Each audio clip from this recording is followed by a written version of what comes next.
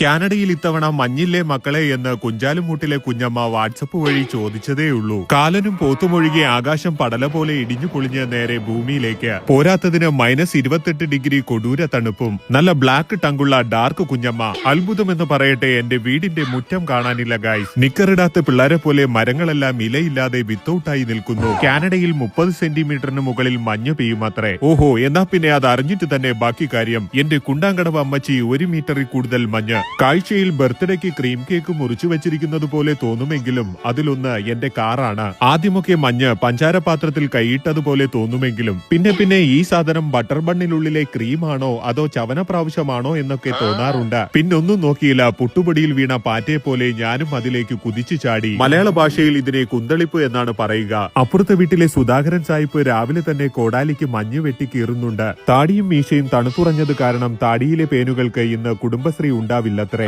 സത്യം പറഞ്ഞാൽ മഞ്ഞണിഞ്ഞ മാമലയിൽ നല്ല മണകുണാഞ്ചൻ കാലാവസ്ഥ. കാനഡയിലേക്ക് വരുന്നവർ IELTS കൂടാതെ ഈ 3 യുദ്ധമുറകൾ കൂടി പഠിക്കുന്നത് വളരെ നന്നായിരിക്കും. ഇല്ല എങ്കിൽ മുൻനിരയിലെ പല്ലുകളും പിന്നാധാരവും ഭൂമിദേവിക്ക് സമർപ്പിക്കേണ്ടി വരും.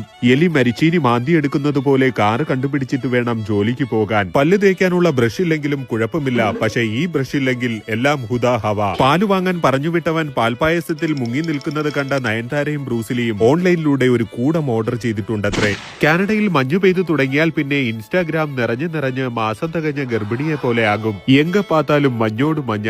എല്ലാം കൂടെ വാരിക്കൂട്ടി വല്ല കോലൈസോ കുൽഫിയോ ഉണ്ടാക്കാമെന്ന് വെച്ചപ്പോൾ തണുപ്പടിച്ച എന്റെ തൊട്ടുനോക്കാൻ പറ്റുന്ന മലയാള നക്ഷത്രം മിന്നി കത്തുന്നുണ്ടായിരുന്നു. പാവം സാഹിബിന്റെ വീട്ടിലും സാമ്പത്തിക പ്രശ്നമുണ്ട് എന്ന് വിളിച്ചോതുന്ന ഗ്രഹാതുരമായ കാഴ്ച. ഈ പുഞ്ചകണ്ഡത്തിലൂടെ വാഹനം ഓടിക്കണമെങ്കിൽ വിന്റർ ടയർ നിർബന്ധമാണ്. അതിടാൻ മടിയാണെങ്കിൽ നാസയിൽ നിന്ന് വിട്ട റോക്കറ്റ് പോലെ ഇങ്ങനെ ഉത്തരത്തിലിരിക്കേണ്ടി വരും. മഞ്ഞു പെയ്തു മണിക്കൂറുകൾക്കകം തന്നെ എല്ലാ മുടുക്കു റോഡുകളിലുമുള്ള മഞ്ഞ് നീക്കം ചെയ്യുന്നു എന്നതാണ് ഇവരുടെ ഏറ്റവും വലിയ പ്രത്യേകത.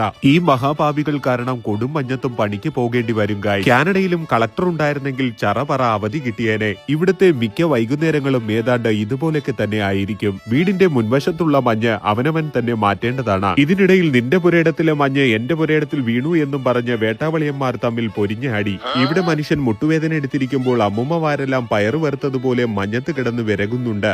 പണ്ട് മണിയം മേശിരിയുടെ കൂട്ടത്തിൽ മെക്കാട് പണിക്ക് പോയതുകൊണ്ട് എനിക്കും ഡോണി കൺട്രാക്കിനും ഈ മഞ്ഞൊക്കെ കവാത്തിനില്ലായിരുന്നു. 200 തേങ്ങ ഒറ്റയ്ക്ക് നിന്ന് പൊതിച്ചിട്ടിട്ട് വരുന്ന അതേ വികാരം. നിങ്ങൾ വിശ്വസിക്കില്ല എന്ന് എനിക്കറിയാം, എങ്കിലും ഞാൻ ഒരു തുണി ഉടുക്കാത്ത സത്യം പറയട്ടെ, ഞാൻ ചുമന്നു കൊടുത്ത് തമന്നെ പോലെ ആയിരിക്കുന്നു ഗൈസ്. കാനഡയിൽ മഞ്ഞുണ്ട്, മലയുണ്ട്, അതുണ്ട്, ഇതുണ്ട്, ഇനി അമൃതുണ്ടെന്ന് പറഞ്ഞാലും ഒരു പ്രവാസി എന്ന നിലയ്ക്ക് എനിക്കൊന്നേ പറയാനുള്ളൂ, എനിക്കെന്റെ അമ്മയെ കാണണം, എനിക്കെന്റെ അമ്മയെ കാണണം. അമ്മ.